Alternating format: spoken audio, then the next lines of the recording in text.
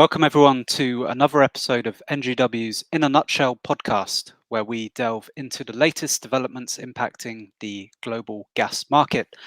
Once more, I am joined by Anne-Sophie Corbeau, a global research scholar at the Center on Global Energy Policy at Columbia University's School of International and Public Affairs, and Thierry Bros, professor at Sciences Po Paris. Hi to you both. Hi. Hello, good afternoon. Okay, well, let's look at, as we usually do, let's start with the European markets. Thierry, what's been going on with Russian gas recently, so far this year? Well, interesting enough, you have two elements at the European market. As usual, you have the policy people stating that they want to get rid of Russian gas. And on the other side, you have the flows. And we report the flows every month. And what we've seen is in the first quarter of 2024, Gazprom pipe flows were 30% above last year. And this means that it's not Gazprom pushing more gas. It means it's some European utilities that are calling for this more gas. And it's interesting to think about this at a time where we are long in gas. We have storage that are very full for the period, 60% full. So this means that on one side you have the dogmatic policymakers, and on the other side you have the industry. I wouldn't say pragmatic on this case. You have the industry that wants to increase their profit by calling it cheap Russian pipe gas. Mm-hmm. And Sophie, what else is important to note happening in the I market think, right now? Thierry has said already the most important thing, which is that Russian gas is still flowing, which is also something that we noted in our latest report with Tatiana on Russian gas in general, Russian gas exports outlook as well. There are going to be two important things when it comes to Europe and Russian gas. So at the end of the year, as we all know, the transit agreement between Russia and Ukraine is going to end. There is no way this transit agreement is going to be renegotiated or extended as such. There won't be any multi-year agreement with a determined number of BCM transiting through Ukraine. This won't happen. The key question is whether or not some European companies will be able to get access to Russian gas at the Ukrainian and Russian border and also book capacity through Ukraine on a monthly or yearly basis. And what we hear on that is different statements from different politicians, whether in Europe or in Ukraine. Some people, notably in Ukraine, say absolutely no way, because we are at war with Russia and we don't want this deal to continue. Fair enough. Other people, notably in Austria and in Slovakia, are saying, well, we are not completely prepared, so we need the gas to continue to come. And at some point, we need to have a decision, and if possible, to make a decision before the 31st of December 2024. So there are about 9 months to go. I think it's a good idea to decide, okay, yes or no, we will or won't have any more gas transited for Ukraine. And we go from there. And then, if no, then especially Austria and Slovakia need to find a way to get access to alternative sources of supply, which is not straightforward, but doable, considering especially where we are in terms of storage. The second thing is about LNG. I don't think that we are going to see a stop of Russian LNG coming to Europe this year. However, in the hydrogen and decarbonized gas package, there was, a sentence saying that individual countries could potentially ban Russian LNG. I think, especially given that there are 3 countries which are importing Russian LNG, there is a possibility of an agreement to ban Russian LNG, but not today, when there is enough LNG on the global gas market, and this LNG presumably is going to go somewhere else. So that's the two things to look for: Russian LNG and the transit deal between Russia and Ukraine at the end of the year. And you mentioned Central European countries, whether they can find alternatives to Russian gas after the Ukraine transit deal expires. What are those alternatives?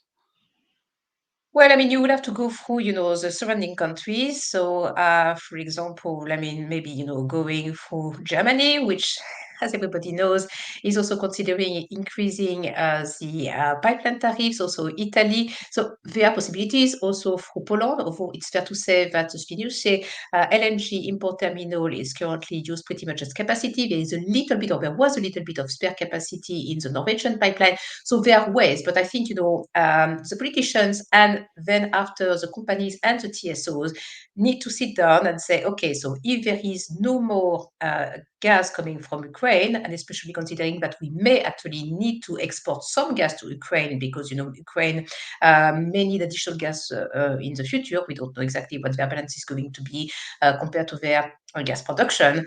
Well, you need to prepare that. And, as I said, we have now less than 9 months. It's a good time to prepare. We are in a good situation, but we need preparedness. On this one, I fully agree with, and so I think at the end of the day, it will be done perhaps not on the 31st of December, but at the end of December.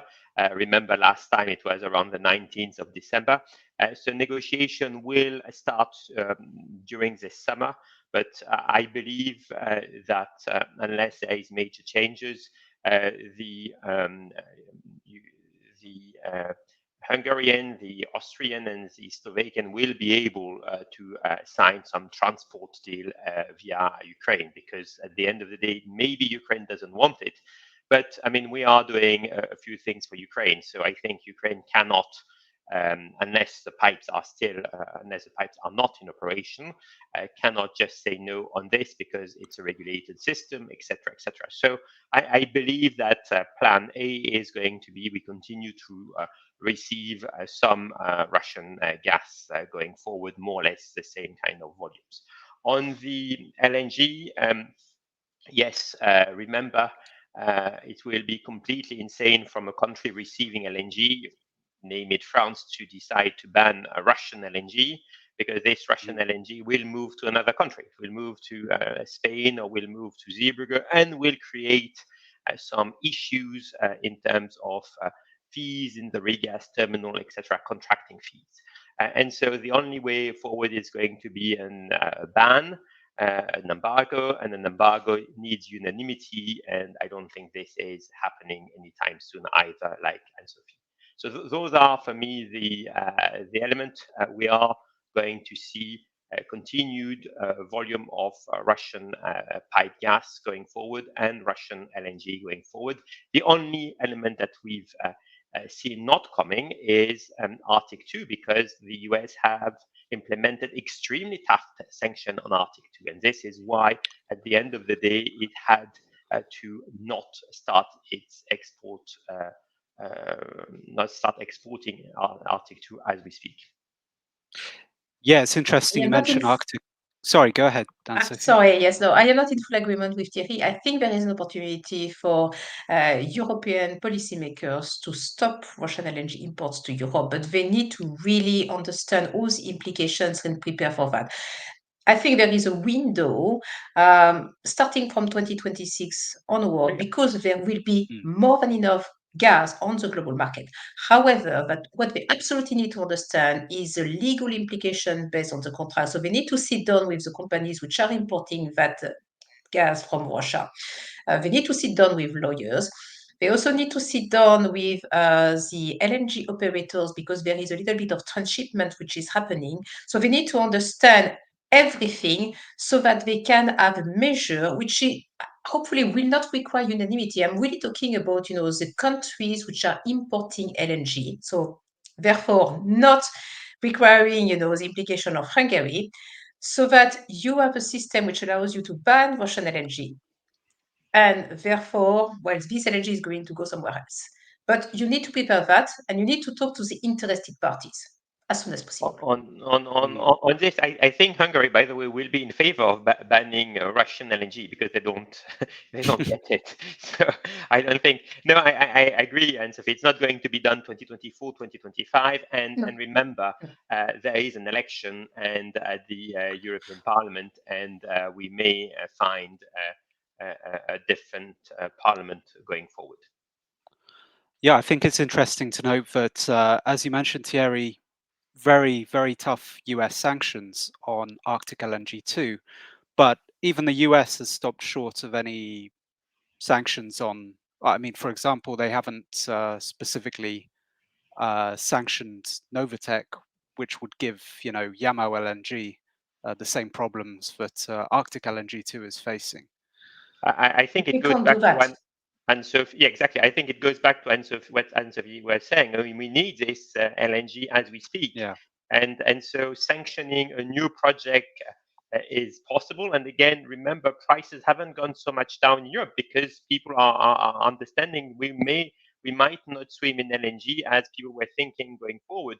But sanctioning Yamal LNG would have been much more difficult for the US because this will have impacted the Europeans. They will have had further issues in terms of security of supply, further high prices, further deindustrialization, and I don't think this the European will have allowed. If you are looking at Russian LNG today, this is more than 40 billion cubic meters.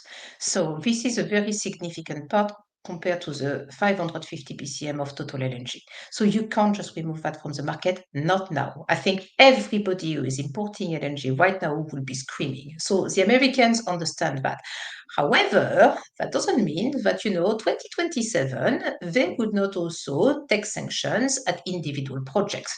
So maybe Novatec Yamal LNG, for example, to start with.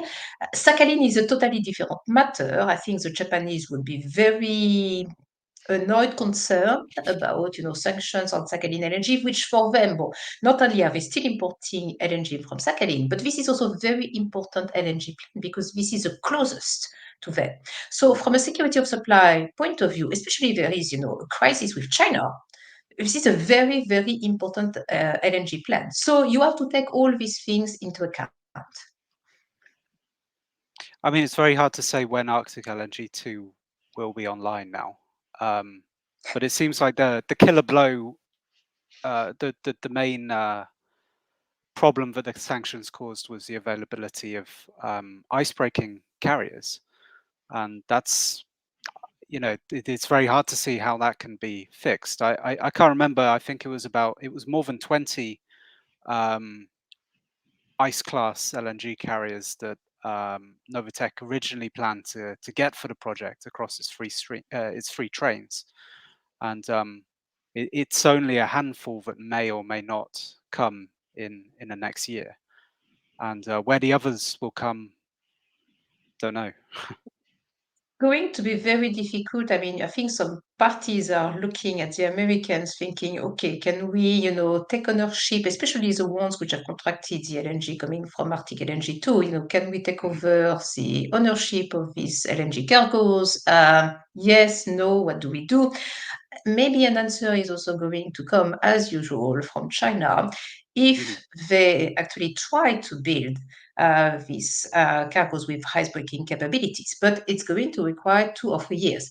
So between so now and so 2027, what will Arctic LNG do? So will it be operational, for example, only during summer times? Because I think, this is a possibility, but it will be kind of the first time that we see an LNG export terminal operating on a seasonal basis. But, I mean, maybe this is something that is going to be done.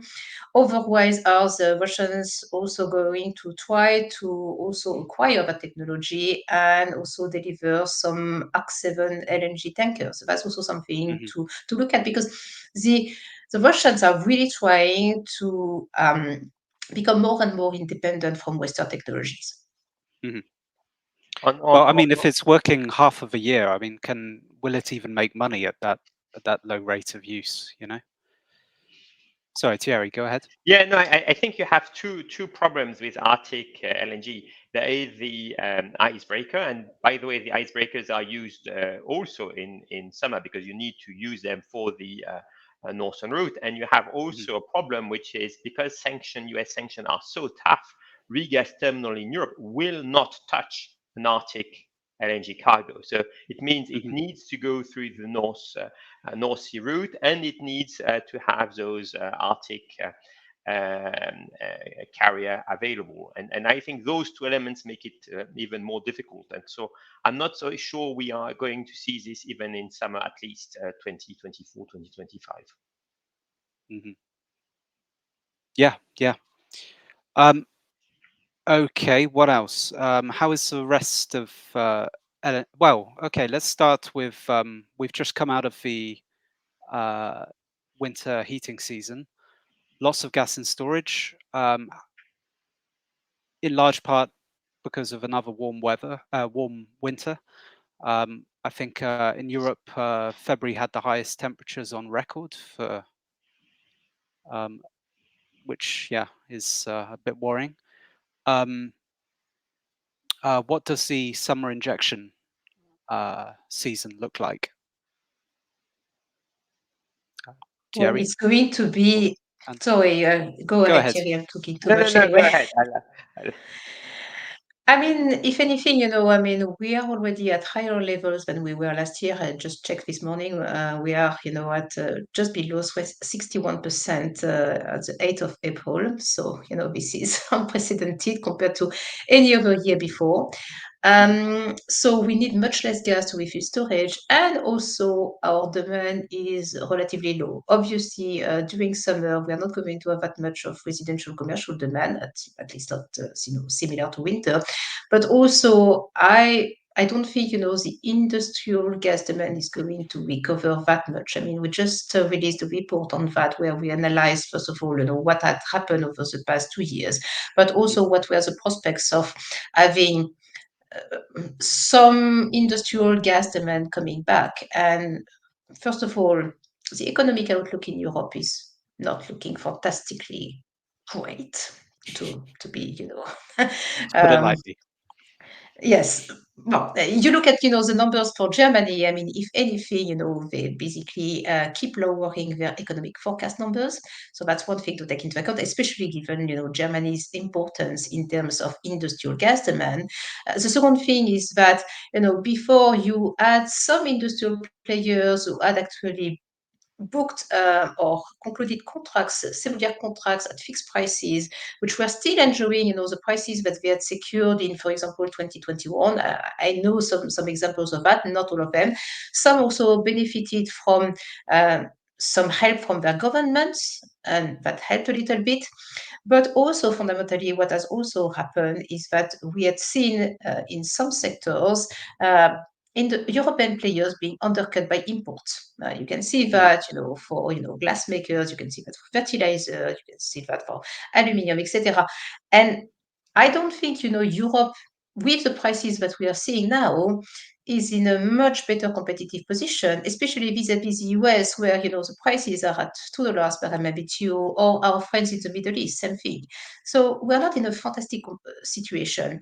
And if anything, I think there might be a little bit of recovery of industrial gas demand, but definitely not to the levels that we had seen in 2021. So that's the first thing. And otherwise, in terms of the gas demand in the power generation, well, what we're seeing is that electricity demand is not growing so much. It's actually quite low and has been getting lower. So good for the electrification. But also we're seeing an increase in terms of renewable. Hydro levels are very good. I mean, we have probably got more rain over the past few months than, anything that I can remember. Nuclear generation in France looks healthy. I don't think we are going to decommission any more nuclear power plant in the next few years. So if anything, everything based on thermal generation, so coal and natural gas, is going to be squeezed.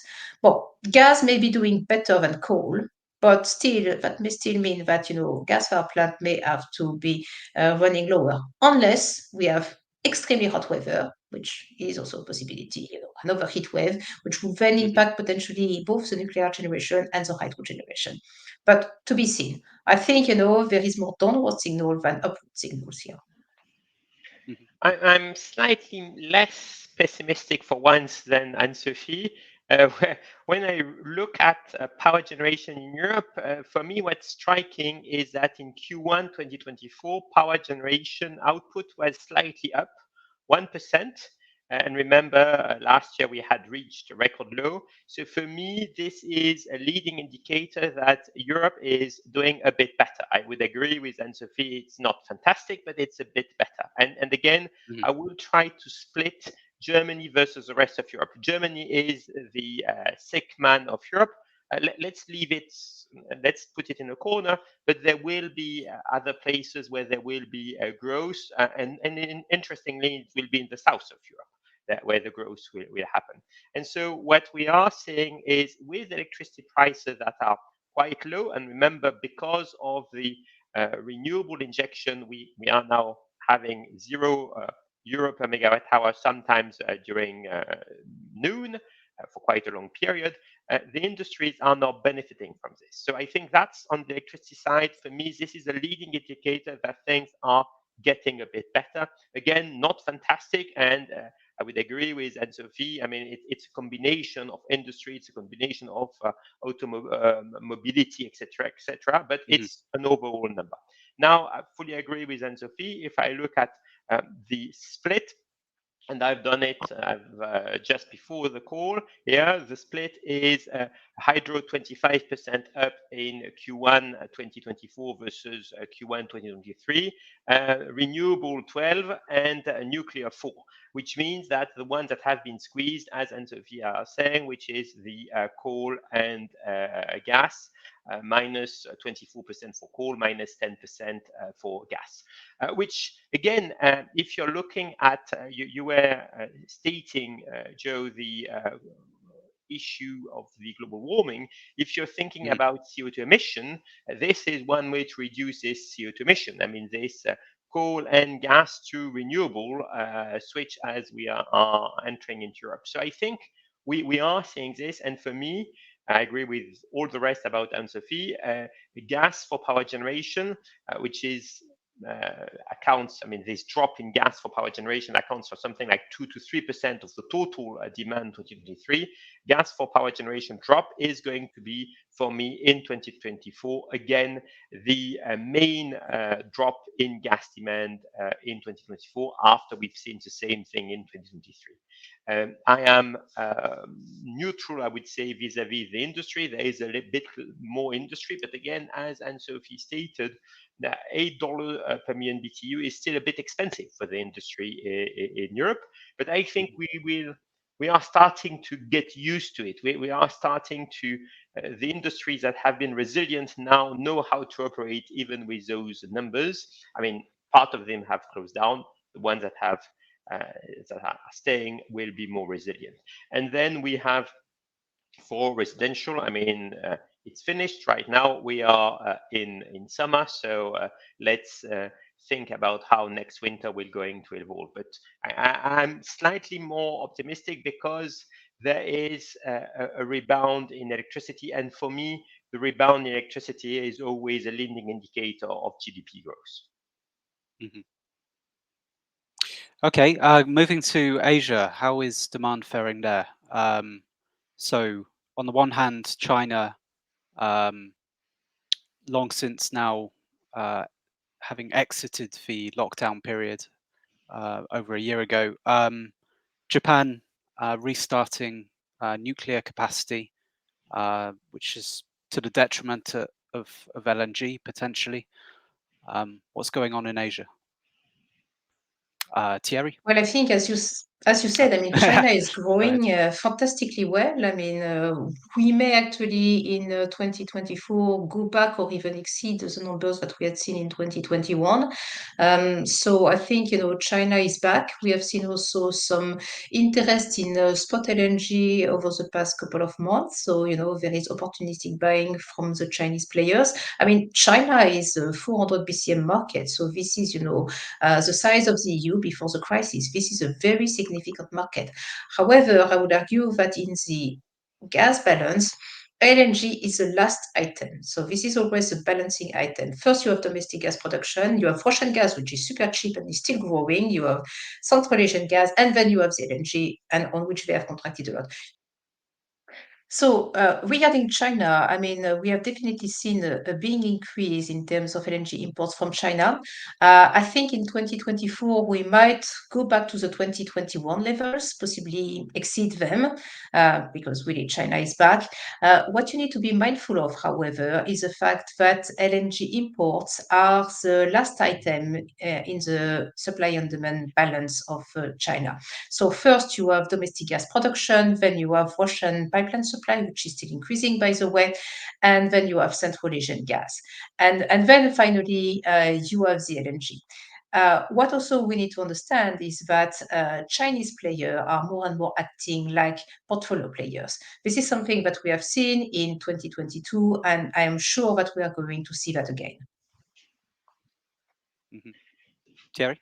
On two points to add, fully agree, 2 points to add. I mean, if I look at India, Bangladesh, Pakistan, I think, remember, those one are extremely sensitive in terms of pricing. Pricing is going down, so they may come back. But again, I would add in the merit order what Anne-Sophie didn't add, because she is a very clean person. She looked only at gas, but there is coal before.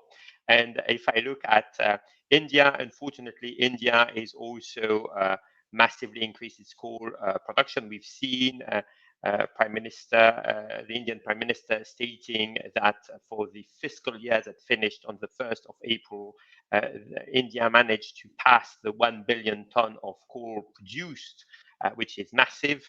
And so I think if we want to go back to what you were alluding, Joe, which is the climate emergency, we need cheaper gas to fight this, because once this coal is up and running, it's going to be very, very difficult to fight against it, as we've seen in China in the early 2000s. So I think that's, for me, the major point that I wanted to add in terms of demand locally.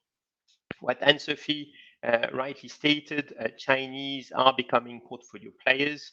I would say, in terms of security of supply, we should be not naive in Europe that a Chinese portfolio player is not exactly that like an international portfolio player.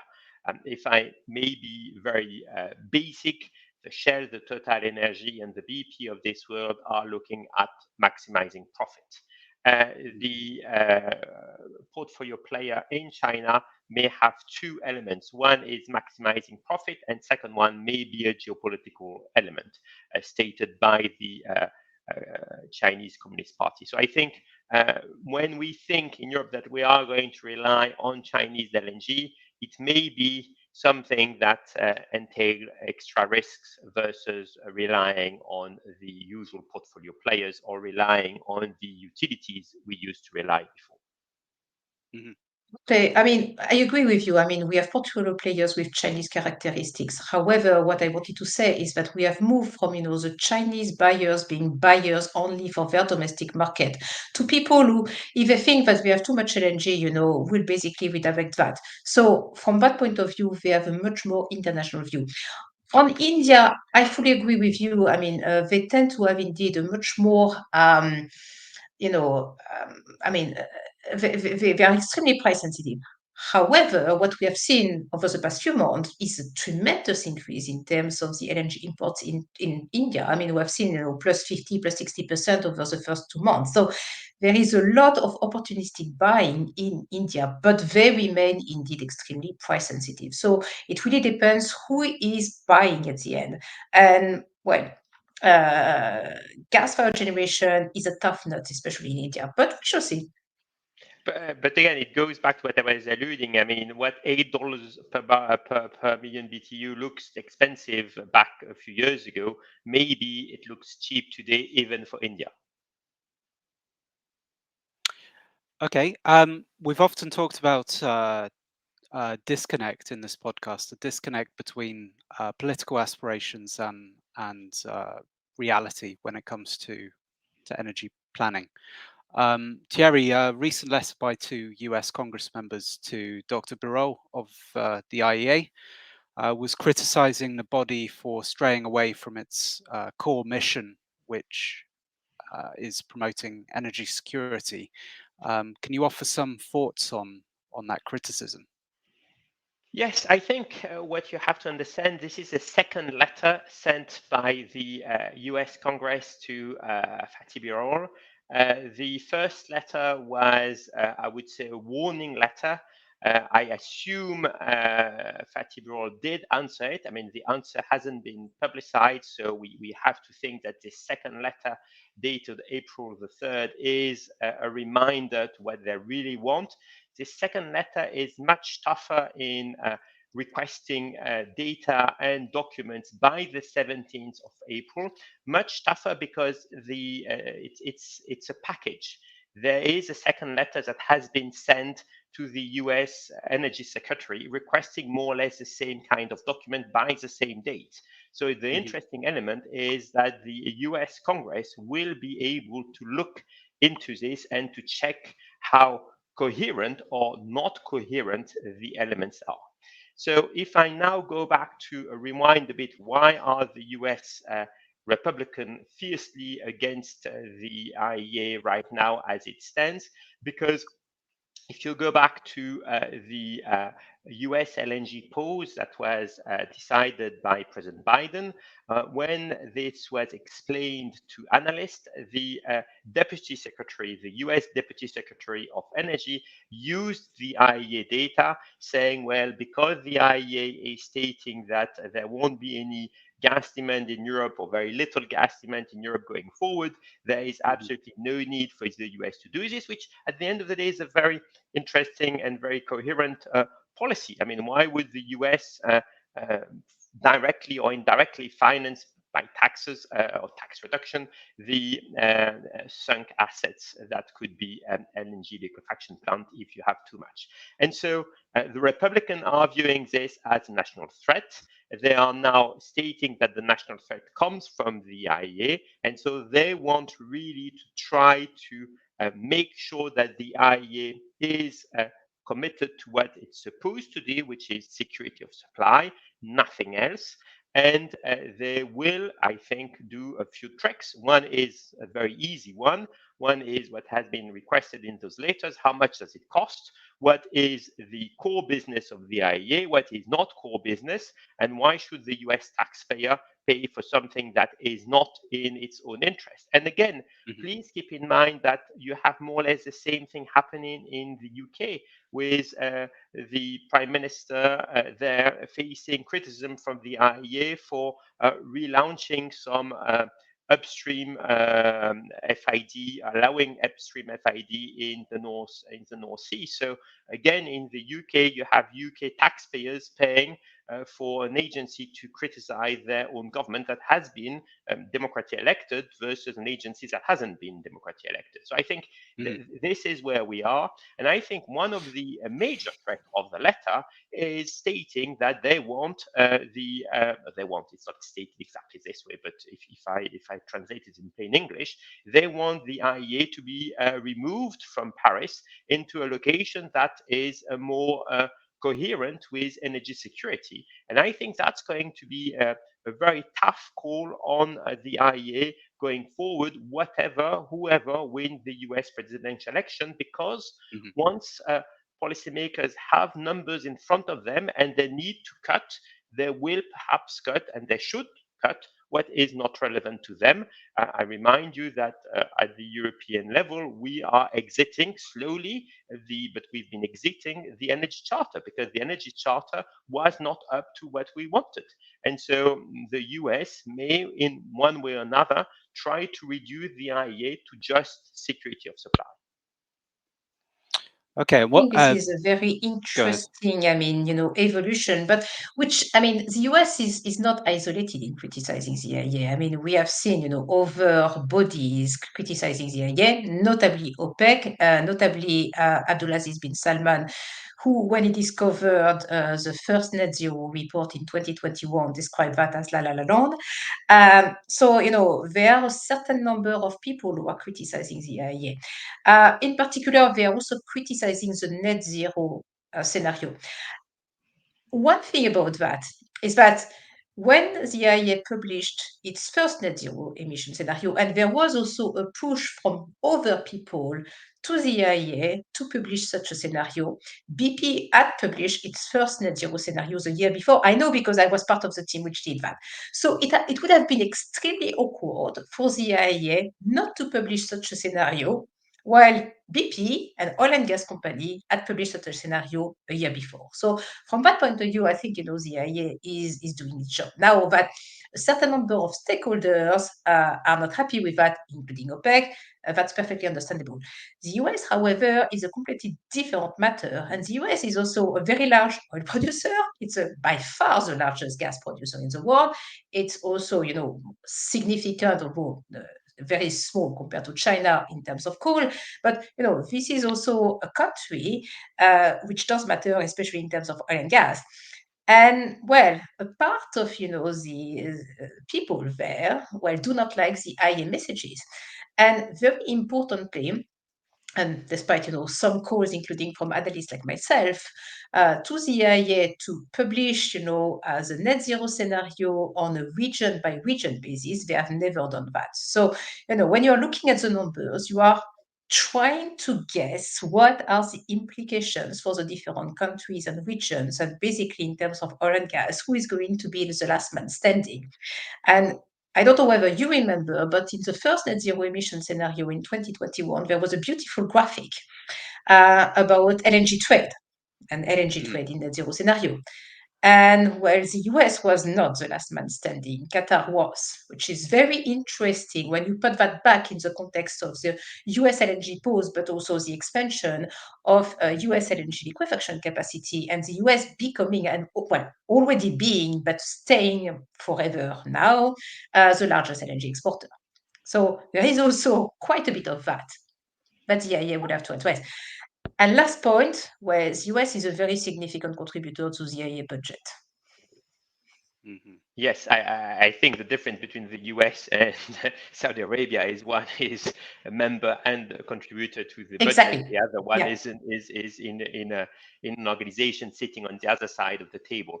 And perhaps Anne-Sophie, to make you happy, perhaps let's read one of the bullet point of the US letter.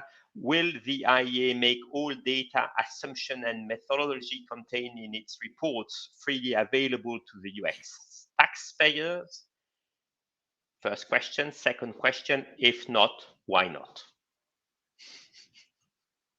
US is not the country which is moderately unhappy about, some of the IEA statements. I mean, Japan has also not been completely happy because that, security of supplies, the importance of LNG, the fact that, we need to continue to invest into LNG. I mean, read the last letter of the chairman of IEJ to the US, which was published in the national interest, where they are saying, no, I mean, you don't want to do the pause on US LNG. This is terrible for the world and for us in particular, because they have a totally different outlook when it comes to future LNG demand, which is actually not seeing, LNG demand dropping massively as we are seeing in some of the IEA scenarios.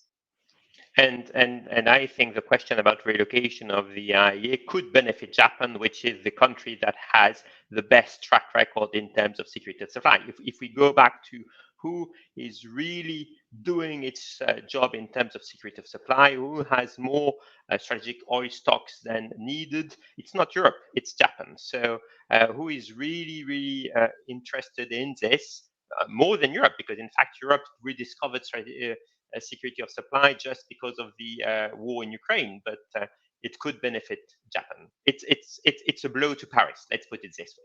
It's a blow to Paris, and it's a blow to Macron, as it was mentioned in the first letter. Well, having the free access to the data would certainly be welcome for journalists. Okay, any finishing thoughts, guys? I think, for us, probably the next stage in about 2 months from now is going to be the European election, which are going to be particularly important to determine the future. And then next, at the end of the year, is going to be, of course, the US election. Meanwhile, I would warn, all policymakers in the world against complacency, because things happen, as we have seen. We have had a war, we have had COVID, we have had the Suez Canal disruption, we have had the Panama problem. So, don't think that everything is going to continue smoothly. Be prepared. Mhm. Yes, Thierry? and perhaps to end up with where you started, Joey, perhaps unfortunately, because we've had 5 years of dogmatic green agenda, the green agenda is now put on the back burner in many countries, and I think this is already happening in Europe. Let's be very honest, and again, we could have done a lot of stuff to try to reduce CO2 emission. I mean, as I was alluding earlier, the coal and gas to renewable switch is happening. We could have kick-started a bit earlier as the UK had done it. We could have done stuff to go faster, but because we wanted to be very dogmatic, we failed in major on major levels, and so this is now going to be way more difficult for the policymaker to push. I mean, we've talked about the hydrogen, we've talked about other elements, and I think, unfortunately, the new series of elections that are coming will see the climate not top of the agenda going forward. Mhm. Okay. Well, thank you to both of you. And thank you everyone for tuning in to another episode of NGW's In a Nutshell podcast, where we delve into the latest developments impacting the global market for gas. Thank you.